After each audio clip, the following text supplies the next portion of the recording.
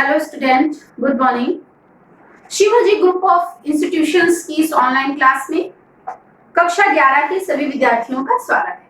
बच्चों, मैं आपकी हिंदी अध्यापिका आज आपको हिंदी विषय के अंतर्गत गद्य भाग में संकलित भारतवर्षोन्नति कैसे हो सकती है इस पाठ की व्याख्या पढ़ाऊंगी। बच्चों, इस पाठ की व्याख्या मैंने अपने पूर्व के वीडियो में भी आपको समझाई थी। भारतवर्षोन्नति कैसे हो सकती है, ये निबंध विधा में लिखा गया है। इसके लेखक कौन है? भारतेंदु हरिश्चंद्र है। तो आप सभी बच्चे अपनी हिंदी की पुस्तक निकाल लें और गद्य खंड के अंतर्गत संकलित भारतवर्षोन्नति कैसे हो सकती है इस पाठ को निकालकर इसकी व्याख्या मेरे साथ पढ़ें। तो बच्चों, जो पैराग्राफ मैं आपको पढ़ा रही थी, जो गद्य खंड मैं आपको पढ़ा रही थी, वो इस प्रकार है। अब भी तुम लोग अपने को ना सुधारो तो तुम ही रहो, और वह सुधारना भी ऐसा होना चाहिए कि सब बात में उन्नति हो। बच्चों, पाठ को पढ़ाते समय मैंने आपको बताया था कि भारतेंदु हरिश्चंद्र जी की जो भाषा है वो व्याकरण सम्मत नहीं है, व्याकरणिक दोष इसमें पाए गए हैं। इसलिए जब आप इस पाठ को पढ़ते हो तो कुछ अटपटा सा लगता है। अब भी तुम लोग अपने को ना सुधारो तो तुम ही रहो, और वह सुधारना भी ऐसा होना चाहिए कि सब बात में उन्नति हो। धर्म में, घर के काम में, बाहर के काम में, रोजगार में, शिष्टाचार में, चाल चलन में, शरीर में, बल में, समाज में, युवा में, वृद्ध में, स्त्री में, पुरुष में, अमीर में, गरीब में, भारत की सब अवस्था, सब जाति, सब देश में उन्नति करो। यानी भारतेंदु जी का कहना है कि उन्नति जो है हर क्षेत्र में होनी चाहिए। हम भारतवासियों को यदि अपने राष्ट्र को उन्नति के शिखर पर पहुंचाना है तो संकीर्ण मानसिकताओं का परित्याग करके हर क्षेत्र में उन्नति को अपनाना होगा। सब ऐसी बातों को छोड़ो जो तुम्हारे पथ के कंटक हो, कंटक मतलब कांटे हो, जो तुम्हारे विकास के रास्ते में कांटे हो, वो इस ऐसी सारी बातों को हमें क्या कर देना चाहिए? छोड़ देना चाहिए। चाहे तुम्हें लोग निकम्मा कहें या नंगा कहें, कृतशान कहें या भ्रष्ट कहें, तुम केवल अपने देश की दीन दशा को देखो और उनकी बातें मत सुनो। कोई तुम्हारे बारे में क्या कहता है इस पर ध्यान ना देकर, हे भारतवासियों, तुम अपने देश की दीन दशा को देखो और उसको सुधारने का प्रयास करो। भारतेंदु जी यही कहना चाहते हैं। क्या कहते हैं आगे भारतेंदु हरिश्चंद्र जी? अपमानम पुरुषकृत्यम मानम कृत्वा तु पृष्ठतः स्वाकार्य साधेत धीमान कार्य ध्वंसो ही मूर्खता। अर्थात बच्चों, इस संस्कृत पंक्ति का हिंदी अनुवाद होगा अपमानम पुरुषकृत्य, अपमान को पुरस्कार मानकर, मानम कृत्वा तु पृष्ठतः, और सम्मान को पीछे रखकर, अपमान को पुरस्कार मानकर और मान को पीछे रखकर, स्वकार्य साधे, जो अपने कार्य को सिद्ध करता है, धीमान वही विद्वान है, कार्य ध्वंसो ही मूर्खता, और जो इस बात को ध्यान में रखकर अपने कार्य को नष्ट करता है, ही मूर्खता, वही मूर्ख है। बच्चों, आया समझ? जो लोग अपने को देश हितैषी लगाते हैं वह अपने सुख का होम करके, होम मतलब त्याग करके, अपने धन और मान का बलिदान करके कमर कस के उठो, देखा देखी थोड़े दिन में सब हो जाएगा। अपनी खराबियों के मूल कारणों को खोजो। कोई धर्म की आड़ में, कोई देश की चाल की आड़ में, कोई सुख की आड़ में छिपे हैं। उन चोरों को वहां से पकड़कर लाओ, उनको बांध बांध कर कैद करो। इस समय जो बातें तुम्हारी उन्नति पथ की कांटा हो, उनकी जड़ खोद कर फेंक दो। बच्चों, प्रस्तुत निबंध में भारतेंदु जी कहते हैं कि जो भी चीजें तुम्हारे विकास के रास्ते में कांटे हो, उनको तुम नष्ट ही नहीं करो बल्कि समूल उनका विनाश कर दो। बच्चों, इसके बाद आते हैं अगले पैराग्राफ पे। अब यह प्रश्न होगा कि भाई, हम तो जानते ही नहीं कि उन्नति और सुधारना किस चिड़िया का नाम है। किसको अच्छा समझे, क्या ले? क्या छोड़ दें। तो कुछ बातें जो इस शीघ्रता में मेरे ध्यान में आती हैं उनको मैं कहता हूँ, सुने। भारतेंद्र जी कहते हैं कि अब आप मुझसे प्रश्न करेंगे कि भाई हम यह नहीं जानते कि उन्नति और सुधारना किस चिड़िया का नाम है। तो शीघ्रता से भारतेंद्र जी के ध्यान में जो बातें आती हैं उनको कहते हैं कि ध्यान से आप लोग क्या करें, सुने। सब उन्नतियों का मूल धर्म। जितनी भी उन्नतियां हैं उन उन्नतियों का मूल क्या है, धर्म। इससे सबके पहले धर्म की ही उन्नति करनी उचित है। इसीलिए भारतेंद्र जी का कहना है कि सबसे पहले हमें किसकी उन्नति करनी चाहिए, धर्म की ही उन्नति करनी चाहिए। देखो अंग्रेजों की धर्मनीति राजनीति परस्पर मिली है, इससे उनकी दिन दिन कैसी उन्नति है उनको जाने दो। अपने ही यहाँ देखो, तुम्हारे यहाँ धर्म की आड़ में नाना प्रकार के नीति समाज गठन वैज्ञिक आदि भरे हुए हैं। दो एक मिसाल सुनो।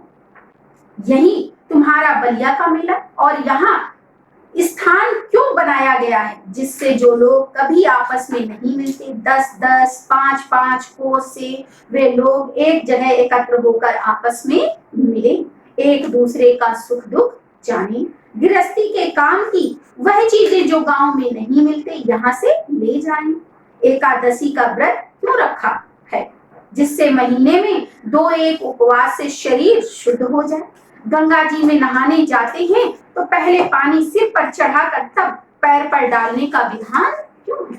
बच्चों इस गद्यांश में भारतेंद्र जी ने कहा है कि जो धर्म है, धर्म की आड़ में जो क्या बनाए गए हैं नीति और नियम बनाए गए, उनके भी अपने क्या है उद्देश्य, और यही उद्देश्य है कि लोग क्या करते हैं। जैसे ये बलिया का मेला क्यों लगाया गया, इसलिए लगाया गया कि जो लोग कभी एक दूसरे से नहीं मिल पाते वे दूर दूर से यहाँ आए और आपस में मिले।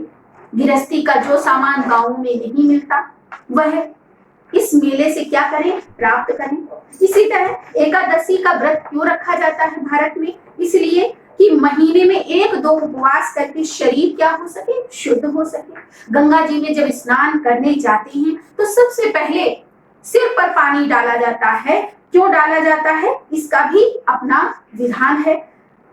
क्या विधान है कि तलुओं से जो शरीर की गर्मी है वो क्या हो जाए, निकल जाए, और यदि सिर से पानी ना डाला जाए तो वो जो गर्मी है वो क्या हो जाएगी, सिर पर चढ़ जाएगी और विकार उत्पन्न करेगी। तो पहले पानी सिर पर चढ़ाकर तब पैर में डालने का विधान क्यों है, जिससे तलवे से गर्मी सिर पर चढ़कर विकार ना उत्पन्न करे। दिवाली इसी हेतु है कि इसी बहाने साल भर में एक बार तो सफाई हो जाए। बच्चों भारतवर्ष में जितने भी तीज त्योहार पर्व इत्यादि मनाए जाते हैं उन सब के पीछे कोई ना कोई क्या है, कारण है जो सामाजिक राजनैतिक आर्थिक स्तर पर हमें ऊपर उठाने का प्रयास करता है। होली इसी हेतु है कि बसंत की बिगड़ी हवा स्थान स्थान पर अग्नि जलने से क्या हो जाए, स्वच्छ हो जाए। दीपावली का त्योहार क्यों मनाया जाता है, इसी त्योहार के बहाने हम घरों की क्या कर लेते हैं, सफाई कर लेते हैं। होली का पर्व हम क्यों जो है मनाते हैं कि बसंत की जो बिगड़ी वायु है वो होली की जो अग्नि है उसके प्रज्वलित होने पर क्या हो जाए, मनुष्य के अनुकूल या वातावरण के अनुकूल हो जाए। यही त्योहार ही तो तुम्हारी म्यूनिसिपालिटी है। म्यूनिसिपालिटी का मतलब होता है बच्चों नगर पालिका। ये जो भारतीय त्योहार है यही हमारी क्या है, नगर पालिका है। और नगर निगम जो होते हैं, नगर पालिका के अंतर्गत जो नगर निगम आते हैं उनका कार्य क्या होता है बच्चों, समाज की सामाजिक वातावरण की क्या करना, साफ सफाई करना। और ये त्योहार जो है वो कहीं ना कहीं जो है हमारे अंदर के, हमारे बाहर के, हमारे घर के की गंदगी को क्या करते हैं, दूर करने का प्रयास करते हैं। ऐसे सब पर्व, सब तीर्थ व्रत आदि की कोई हिम्मत है।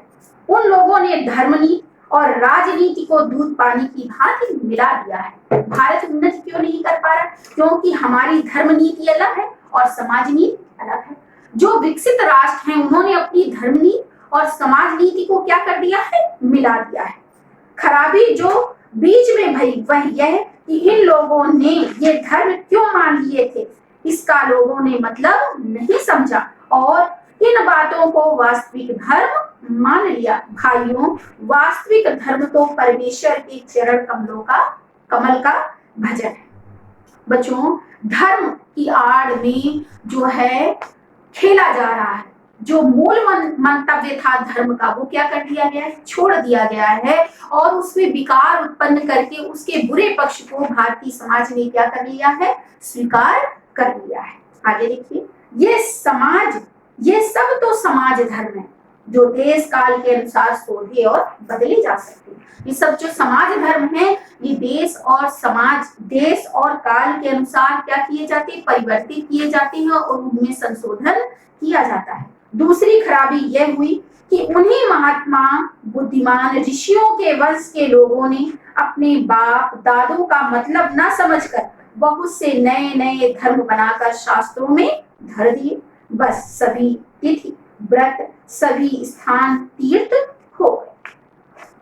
बच्चों, थोड़ा सा क्लिष्ट लग रहा होगा, समझ में नहीं आ रहा होगा। सामान्य भाषा में अगर हम समझाना चाहें तो भारतीय नियम कानून जो भी बनाए गए थे, बड़े सोच समझकर बनाए गए थे। यदि हम वर्ण व्यवस्था को लें तो बच्चों, बहुत सोच समझकर हमारे पूर्वजों ने वर्ण व्यवस्था को बनाया था, परंतु वो वर्ण व्यवस्था जो कर्म पर आधारित थी, बाद में वही क्या हो गई, जन्म पर आधारित हो गई। तो विकार कब उत्पन्न हुआ, विकार मध्य में उत्पन्न हुआ, और लोगों ने क्या किए, नए नए जो है धर्म बनाकर शास्त्रों में क्या कर दिए, लिख दिए।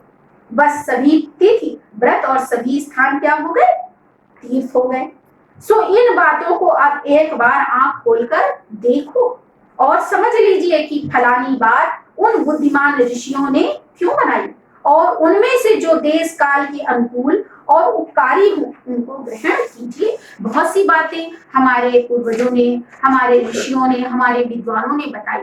तो समय और काल के अनुसार नियम या जो देश धर्म होते हैं वो समाज और काल के अनुसार शोधे और बदले जाते हैं। इसलिए हमें जो ग्रहणीय हो, जो हमारे समाज का कल्याण करे, उन नियमों को क्या कर लेना चाहिए, स्वीकार कर लेना चाहिए, और जो समाज के विकास के विरुद्ध हो उन्हें हमें क्या कर देना चाहिए, त्याग देना चाहिए।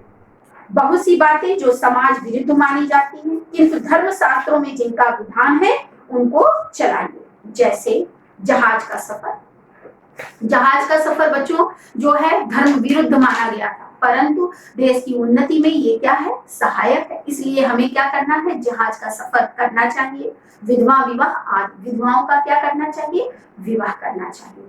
तो बच्चों, जो मैंने आज आपको गद्यांश पढ़ाया वो समझ में आ रहा होगा। बच्चों, बोर्ड परीक्षाओं में गद्यांश पर आधारित प्रश्नोत्तर पूछे जाते हैं।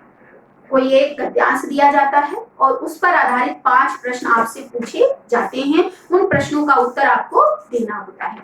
तो बच्चों, यह जो कार्य है गद्यांश पर आधारित प्रश्नोत्तर का कार्य, मैं आपको अगले वीडियो में बताऊंगी। आज के लिए बच्चों इतना ही पर्याप्त है। Have a nice day.